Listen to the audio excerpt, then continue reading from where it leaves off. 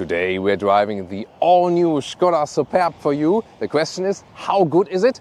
How does it relate to the Volkswagen Passat, a brother or sister model that is built in the very same plant together? And is it a premium ride that can even catch up to Audi, BMW, Mercedes? We'll find out for you in 4K, full screen, full length. Let's go! It's Thomas Nautical Fuel. And here the front grille leads over directly to the headlamps. LED or optional matrix LED. This is also a nice daytime running light in this Czech craftsmanship crystalline design. I think a beautiful sport design in the front, also with these deep accentuations in the hood. Iced tea yellow, or in Germany they call it iced tea beige, is the color. They went for beige because they say people might be scared by a yellow color. I think it's a nice fresh color, that's for sure. If it's iced tea or not, whatever. Usually a Superb is often bought in like grey, black and so on, so why not something different? Wheels from 16 to 19 inch, these here are 18 inch wheels, so maybe a good compromise in between. And comfort is indeed the scheme of the all-new Skoda Superb. Why is that? Optionally you can get the adaptive suspension. They call it here DCC Plus at Skoda. DCC Pro at Volkswagen with the Passat.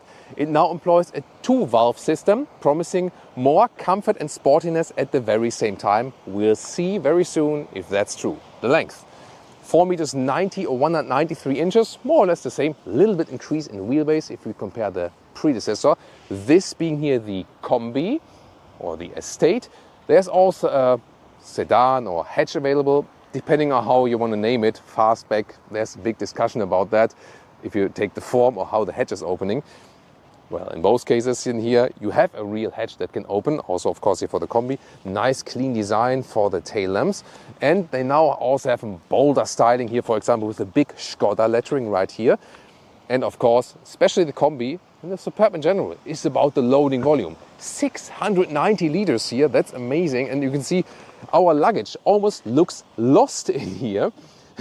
A meter or 40 inches in width, and it's even almost 1 meter 10 in length or 43 inches. Good measures.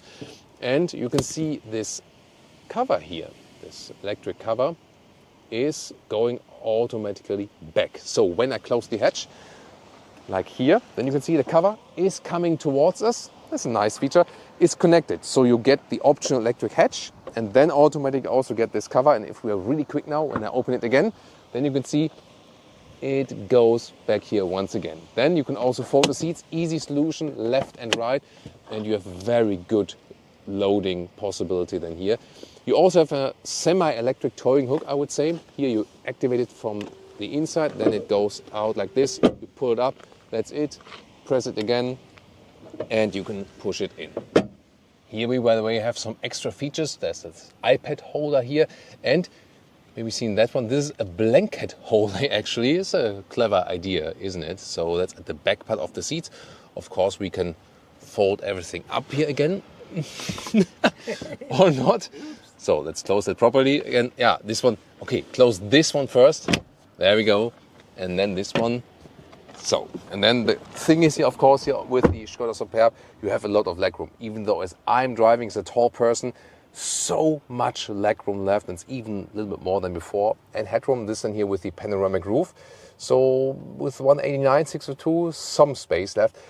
Without the panoramic roof, it would be more. Actually, the only thing I dislike with the panoramic roof, I've seen it with the Passat as well, I think the cover here is a little bit too loose. You know, when you see here, it's like, I don't know, like a sail. Also nice manual shade here in the rear, that's nice. And structured materials, also soft touch in the rear.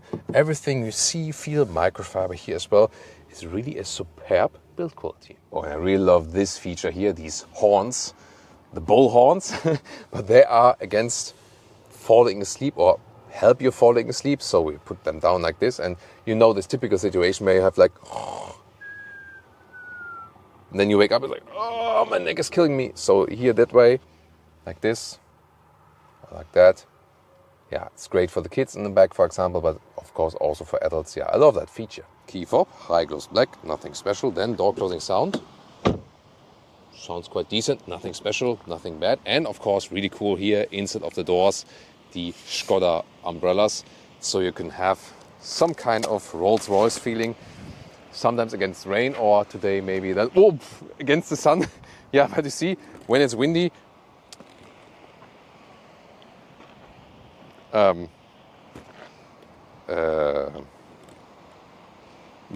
yeah, that about the quality of this small umbrella. Yeah. Maybe shall we continue with the interior? But I think it's still a good idea, but just so that you know, it should be used in rain while it's not that windy. And look at that, inside of the doors in the lower pockets, here felt covering on the inside. Even BMW doesn't have that anymore in the 5 Series. And this is here the rear door, and even that has felt covering on the inside. Inside of the doors looks cool here with microfiber. This is here, the base is selection, and then there's the lounge interior, so a mid-trim level. Base would be fabric seats. These here are then the mid-trim level seats with microfiber, and they look amazing, right? And this gray microfiber here, and also feels really nice. They also have this perforation and so on, contrast stitching. And this cockpit layout here is also super interesting, here with more microfiber. So this mid-trim is definitely the way to go. It even looks more premium than the highest trim. This resembles the outside grille a little bit. And then another decor element right here in this wood atmosphere, I would say, but it's not real wood. Then you have here manual closing also of the vents, and still manual control, for example, climate unit. You can press it, then it becomes the seat heating. And also in the middle part here, for example, change the driving modes physically. Click it, fan speed, click it one more time, where the vents are coming from, volume. You can actually individualize it also in the infotainment, what function it supposed to be.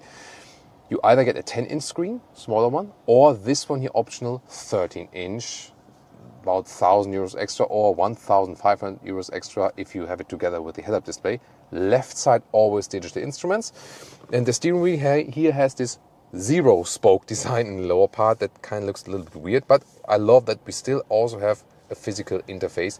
Switch gear is now here at the steering wheel for drive, reverse and back. And the build quality, once again, here is really good, and the whole atmosphere, I feel, is actually better than the Passat, indeed. More high quality, and also the physical interface, I prefer that. Yeah, just the screen of the Passat is, here is 10 or 13, and the Passat is 13 or 15. So the Passat has a bigger screen. You can slide this middle console here open like this. Adaptive cup holders. In the front you have inductive charging for your phone, also cooled, 2 USB-C chargers, and really nice this microfiber covering here for this middle console, split opening, and then you can put these things here out, and this like the screen wiper microfiber thing, and more space underneath. I really like the seating comfort here in the front, also gives you enough shoulder support. Here you can also adjust the head restraint, and you can also adjust the seat very well here. For example, put it a little bit longer in the front, and this let's say interesting mix between here electric for the back part and here for lumbar support, at the same time manual height control and also manual forward and backward. We know VW, Skoda, Cupra, Seat, Audi have had problems a lot with infotainment, software issues and so on. Now they cleaned it up and also easier to use. This is here, for example, the DCC selection here. When you go individual configure, then you can set your individual mode, go from comfort to sport, how stiff the suspension is. That's actually quite cool. My favorite setting, all the way to comfort, but steering to sport.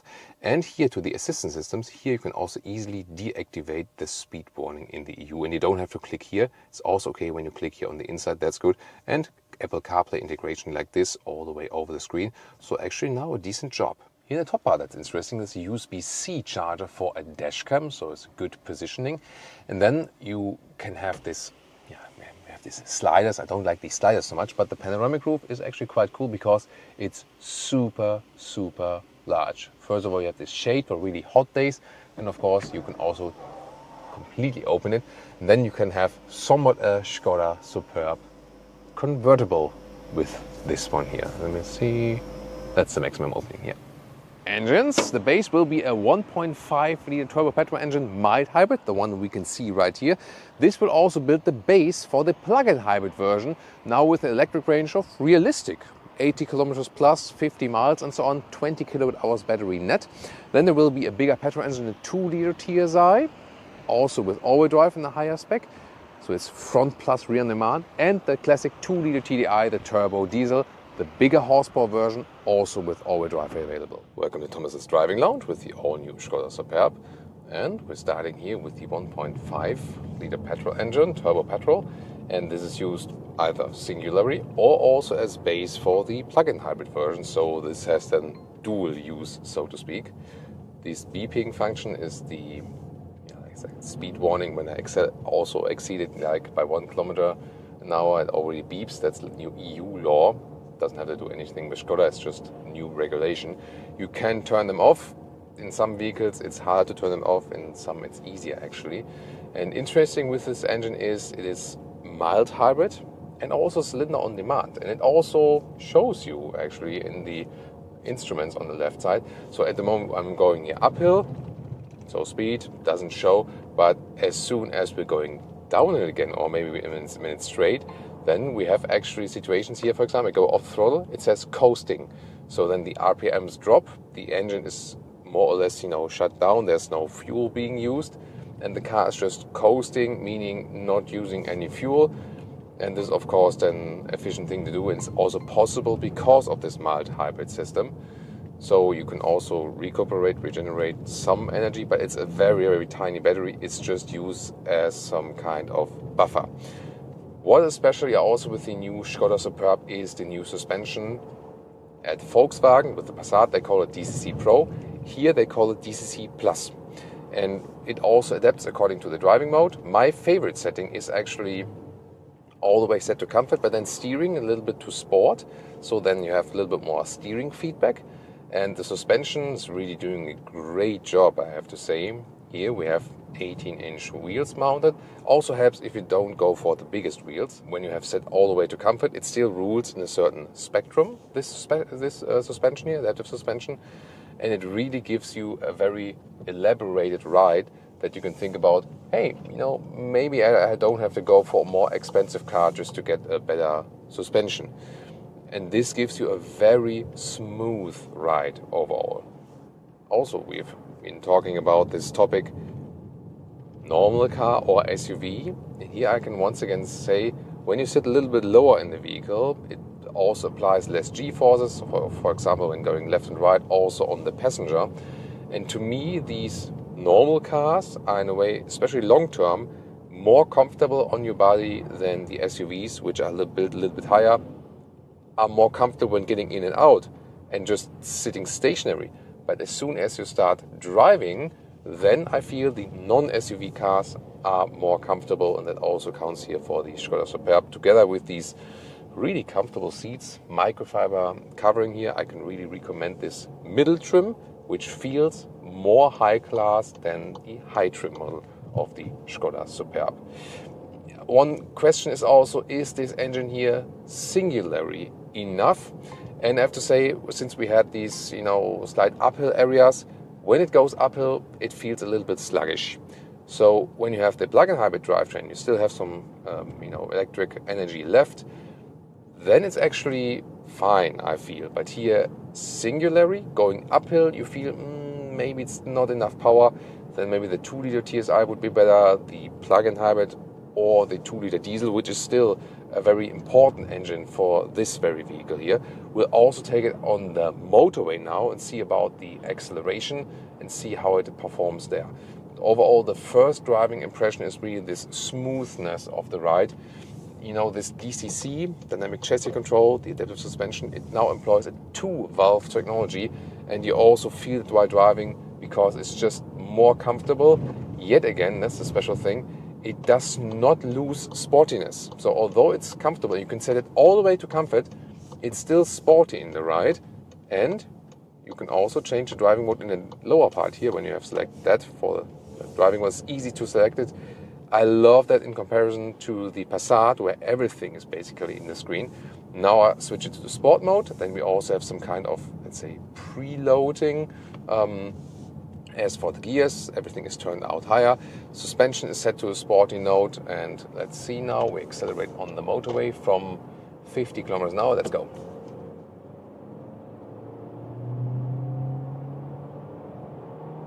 Plop, that's 100. Don't want to overtake on the right. sketchy situation here in traffic. But you see, if you really push it, due to the turbo, it is enough power somewhat, but you really have to push it though. So, yeah. Sometimes it's complicated to get on the motorway when no one lets you in, actually. There we go. Portuguese traffic, welcome to that. Yeah, but in a way, I also like driving in Portugal because, in a way, it's more mixed up than in Germany, I would say. But then some people are also more, let's say, relaxed, and in Germany it's maybe more strict. Yeah, so it's always a pro and con. Now on the motorway, also very important for this vehicle, it's so much used as a fleet vehicle, business use, salesman and so on, long motorway journeys. And here we can go some 100 kilometers an hour, 60 miles an hour, even a little bit more, 120, 70 miles an hour, and it's very silent. So they worked on the noise insulation, very low noise level overall, so you can imagine very long motorway journeys. And even if I have set here the DCC to sport, oh no, it says 2-cylinder mode, by the way, so cylinder on demand. When at the moment I'm going downhill, so I'm not coasting actually, so the engine is not shut off, but it is in a 2-cylinder mode, so it's also then saving some fuel. So yeah, it's the third camera. So, and where the DCC here also at higher speeds, doing a phenomenal job. This really feels like a very sophisticated vehicle now. So is it a premium ride? Definitely it is. This feels like a very premium ride. If we compare the different driving modes once again, by the way, so here in the normal mode, everything is set like in the middle. Then we can also go to comfort mode, very soft suspension, and the individual mode I've set to the most comfortable suspension at the moment. But even when I switch to sport mode, yes, you hear that, there's directly a gear shift down. But the thing is that because it is adaptive and always rules in a certain spectrum, yes, you feel here now like the small bumps in the sport mode are a little bit stiffer then, and then in the comfort mode, it's really evened out even better. But however, is it already a new Macan there? New Macan electric? Oh, it is. That must be, it's a prototype vehicle still. Interesting. Oh, new Macan electric. Oh, 1, 2, 3. Prototype vehicle ride. Interesting.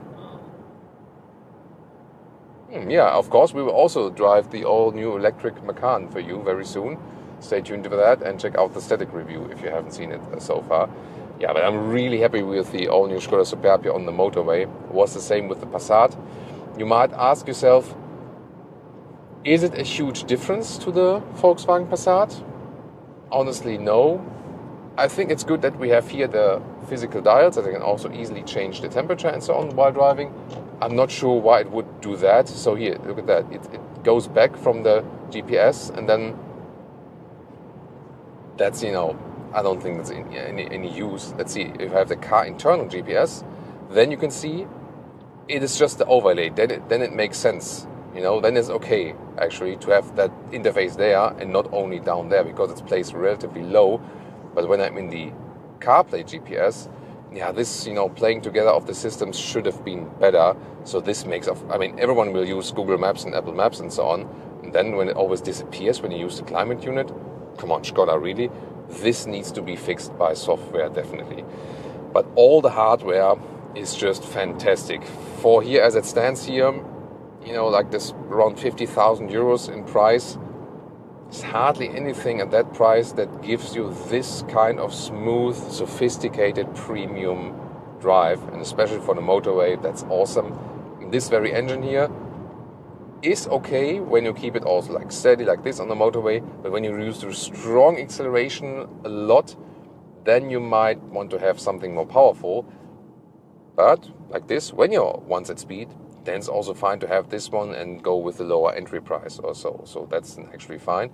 And at the end of the review, we will also keep you updated with our today's test consumption. Fuel economy for the 1.5 TSI for today, around 7 liters on 100 kilometers, so 34 mpg US, 41 mpg UK. You can gain 5 mpg or consume 1 liter less, for example, with the 2-liter TDI as an example. So yeah, and of course the plug-in hybrid can be very efficient if you recharge it frequently, or also have it as a electric helper next to the combustion engine. Pricing, very interesting. It starts around 40,000 euros, taking a German reference price. And when you spec it a little bit, you can easily reach some 50,000 euros. And that's then really to have a very well-spec'd vehicle already, even not the highest trim, so on. So as it stands right here, indeed around 50,000 euros. And it's of course not inexpensive or cheap at all. However, if you now compare it to more premium competition and what we've seen here, like felt covering at the inside of the doors, front and the rear, electric tailgate here, also with the electric starter on the inside, and also the cockpit and so on, really great in the build quality. I love that. And then you have to say, together with this very comfortable ride, I think this is still a very good price performance offering. Or what do you think? And also tune in to the competitor VW Passat, or maybe then even a 5 Series Touring.